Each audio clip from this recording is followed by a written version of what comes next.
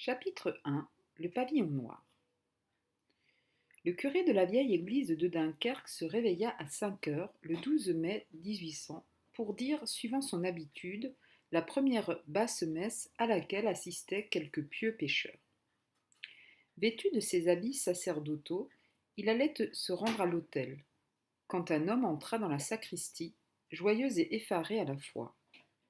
C'était un marin d'une soixantaine d'années, mais encore vigoureux et solide, avec une bonne et honnête figure. Monsieur le curé, s'écria-t-il, halte là, s'il vous plaît. Qu'est-ce qui vous prend donc si matin, Jean Cornbutte répliqua le curé. Ce qui me prend, une fameuse envie de vous sauter au cou tout de même. Eh bien, après la messe à laquelle vous allez assister. La messe répondit en riant le vieux marin. Vous croyez que vous allez dire votre messe maintenant et que je vous laisserai faire? Et pourquoi ne dirais-je pas ma messe demanda le curé. Expliquez-vous. Le troisième son a teinté. Qu'il ait teinté ou non, répliqua Jean Cornbutte, il en teintera bien d'autres aujourd'hui, monsieur le curé, car vous m'avez promis de bénir de vos propres mains le mariage de mon fils Louis et de ma nièce Marie. Il est donc arrivé s'écria joyeusement le curé. Il ne s'en faut guère, reprit Cornbutte en se frottant les mains. La vigie nous a signalé, au lever du soleil, notre brique que vous avez baptisée vous-même du beau nom de la jeune Hardy. Je vous en félicite du fond du cœur, mon vieux Cornbutte, dit le curé en se dépouillant de la chasuble et de l'étole. Je connais vos conventions. Le vicaire va me remplacer et je me tiendrai à votre disposition pour l'arrivée de votre cher fils. Et je vous promets qu'il ne vous fera pas jeûner trop longtemps, répondit le marin. Les bans ont déjà été publiés par vous-même, et vous n'aurez plus qu'à l'absoudre des péchés qu'on peut commettre entre le ciel et l'eau, dans les mers du Nord. Une fameuse idée que j'ai eue là, de vouloir que la noce se fît le jour même de l'arrivée, et que mon fils Louis ne quittât son brick que pour se rendre à l'église. Allez donc tout disposer, Cornbutte. J'y cours, monsieur le curé, à bientôt. Le marin revint à grands pas à sa maison, située sur le quai du port marchand, et d'où l'on apercevait la mer du Nord, ce dont il se montrait si fier. Jean Cornbutte avait amassé quelques biens dans son état. Après avoir longtemps commandé les navires d'un riche armateur du Havre, il se fixa dans sa ville natale, où il fit construire, pour son propre compte, le brick La Jeune Hardy. Plusieurs voyages dans le Nord réussirent, et le navire trouva toujours à vendre à bon prix ses chargements de bois, de fer et de goudron. Jean Cornbutte en céda alors le commandement à son fils Louis, brave marin de 30 ans, qui, au dire de tous les capitaines caboteurs, était bien le plus vaillant matelot de Dunkerque. Louis Cornbutte était parti, ayant un grand attachement pour Marie, la nièce de son père, qui trouvait bien longs les jours de l'absence. Marie avait 20 ans à peine. C'était une belle flamande, avec quelques gouttes de sang hollandais dans les veines. Sa mère l'avait confiée, en mourant, à son frère Jean Cornbutte. Aussi, ce brave marin l'aimait comme sa propre fille, et voyait dans l'union projetée une source de vrai et durable bonheur. L'arrivée du brick, signalée au large des passes, terminait une importante opération commerciale dont Jean Cornbutte attendait gros profit. La jeune Hardy, partie depuis 3 mois, revenait en dernier lieu de Bodoé sur la côte occidentale de la Norvège et elle avait opéré rapidement son voyage. En rentrant au logis, Jean Cornbutte trouva toute la maison sur pied. Marie, le front radieux, revêtait ses habillements de mariée. Pourvu que le brick n'arrive pas avant nous, disait-elle. Hâte-toi, petite, répondit Jean Cornbutte, car les vents viennent du nord, et la jeune Hardy file bien quand elle file grand largue. Nos amis sont-ils prévenus, mon oncle demanda Marie. Ils sont prévenus. Et le notaire et le curé, sois tranquille, il n'y aura que toi à nous faire attendre. En ce moment entra le compère Clairbeau. Eh bien, mon vieux Cornbutte, s'écria-t-il, voilà de la chance. Ton navire arrive précisément à l'époque où le gouvernement vient de mettre en adjudication de grandes fournitures de bois pour la marine. Qu'est-ce que ça me fait? répondit Jean Cornbutte. Il s'agit bien du gouvernement. Sans doute, monsieur Clairbeau, dit Marie, il n'y a qu'une chose qui nous occupe, c'est le retour de Louis.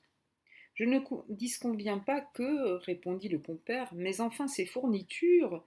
Et vous serez de la noce, répliqua Jean Cornbutte, qui interrompit le négociant et lui serra la main de façon à la briser. Ces fournitures de bois, et avec tous nos amis de terre et nos amis de mer, Clairbeau. J'ai déjà prévenu mon monde et j'inviterai tout l'équipage du brick. Et nous irons l'attendre sur l'estacade demanda Marie.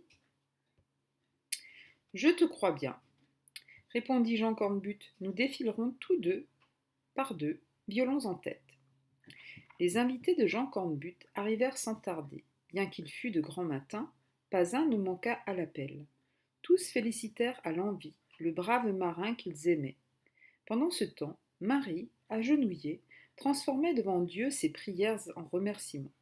Elle rentra bientôt, belle et parée, dans la salle commune, et elle eut la joue embrassée par toutes les commères, la main vigoureusement serrée par tous les hommes, puis Jean Cornbutte donna le signal du départ. Ce fut un spectacle curieux de voir cette joyeuse troupe prendre le chemin de la mer au lever du soleil. La nouvelle de l'arrivée du brick avait circulé dans le port, et bien des têtes, en bonnet de nuit, apparurent aux fenêtres et aux portes entrebâillées. De chaque côté arrivait un honnête compliment ou un salut flatteur. La noce atteignit l'estacade au milieu d'un concert de louanges et de bénédictions. Le temps s'était fait magnifique et le soleil semblait se mettre de la partie. Un joli vent du nord faisait écumer les lames et quelques chaloupes de pêcheurs, orientées au plus près pour sortir du port, rayaient la mer de leur rapide sillage entre les estacades. Les deux jetées de Dunkerque qui prolongent le quai du port s'avancent loin dans la mer. Les gens de la noce occupaient toute la largeur de la jetée du nord, et ils atteignirent bientôt une petite maisonnette située à son extrémité où veillait le maître du port. Le brick de Jean Cornbutte était devenu de plus en plus visible. Le vent fraîchissait et la jeune hardie courait grand largue sous ses huniers, sa misaine, sa brigantine, ses perroquets et ses cacatois. La joie devait évidemment régner à bord comme à terre. Jean Cornbutte, une longue vue à la main, répondait gaillardement aux questions de ses amis. Voilà bien mon beau brick, s'écriait-il, propre et rangé comme s'il appareillait de Dunkerque. Pas une avarie, pas un cordage de moins. Voyez-vous votre fils, le capitaine, lui demandait-on. Non, pas encore. Ah, c'est qu'il est à son affaire. Pourquoi ne hisse-t-il pas son pavillon demanda Clairbeau. Je ne sais guère, mon vieil ami, mais il a une raison, sans doute. Votre longue vue, mon oncle, dit Marie en lui arrachant l'instrument des mains. Je veux être la première à l'apercevoir. Mais c'est mon fils, mademoiselle. Voilà 30 ans qu'il est votre fils, répondit en riant la jeune fille, et il n'y a que 2 ans qu'il est mon fiancé. La jeune hardie était entièrement visible. Déjà l'équipage faisait ses préparatifs de mouillage, les voiles hautes avaient été carguées. On pouvait reconnaître les matelots qui s'élançaient dans les agrès.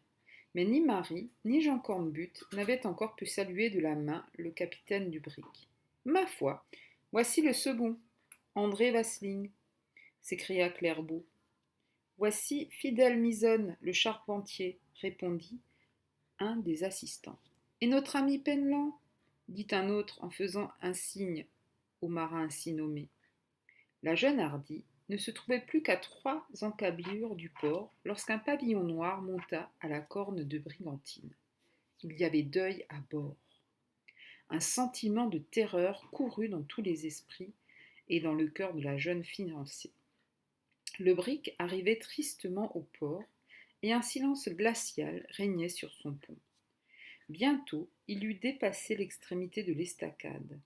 Marie, Jean Cornbutte et tous les amis se précipitèrent vers le quai qu'il allait accoster, et, en un instant, ils se trouvèrent à bord. Mon fils, dit Jean Cornbutte, qui ne put articuler que ces mots. Les marins du brick, la tête découverte, lui montrèrent le pavillon de deuil. Marie poussa un cri de détresse et tomba dans les bras du vieux Cornbutte.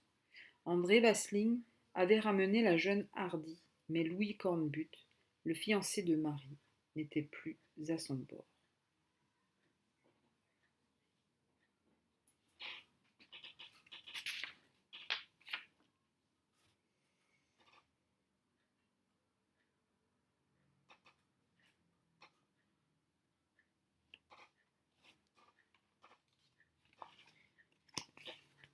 Alors pour mieux comprendre ce premier extrait, ce premier chapitre, quelques éléments lexicaux s'imposent.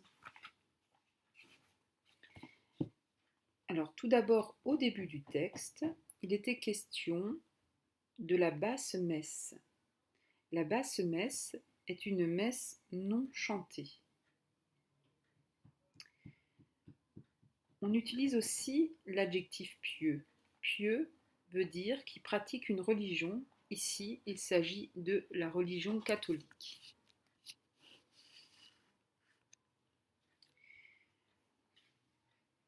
Le curé est vêtu de ses habits sacerdotaux. Alors, les habits sacerdotaux sont des vêtements portés par le prêtre pour célébrer la messe. La sacristie, c'est une pièce située à côté de l'église et dans laquelle on prépare ce qui est nécessaire au culte.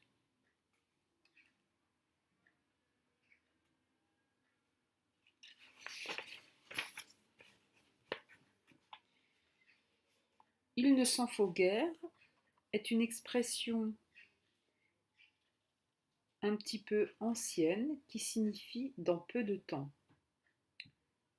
Une vigie est un marin chargé d'observer l'horizon.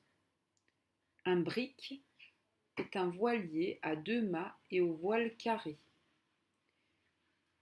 Une chasuble est un grand vêtement que le prêtre porte pour dire la messe. Une étole est une sorte d'écharpe que le prêtre porte pour dire la messe. Un vicaire est un prêtre adjoint du curé. Jeûner signifie se priver de nourriture par esprit de sacrifice.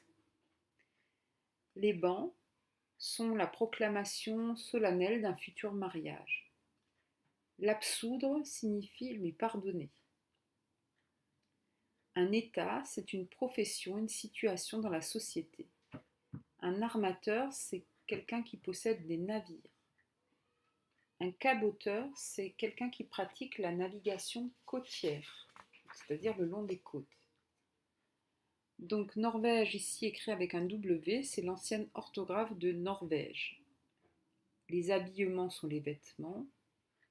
L'expression grand largue signifie allure rapide d'un voilier proche du vent arrière. Adjudication, c'est une vente aux enchères. L'expression je ne disconviens pas signifie je reconnais.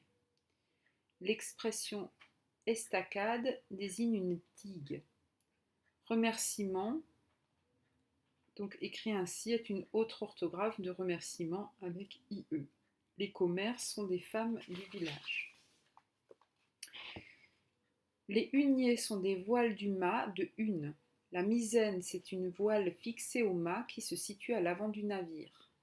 La brigantine, c'est une voile trapézoïdale à l'arrière du navire.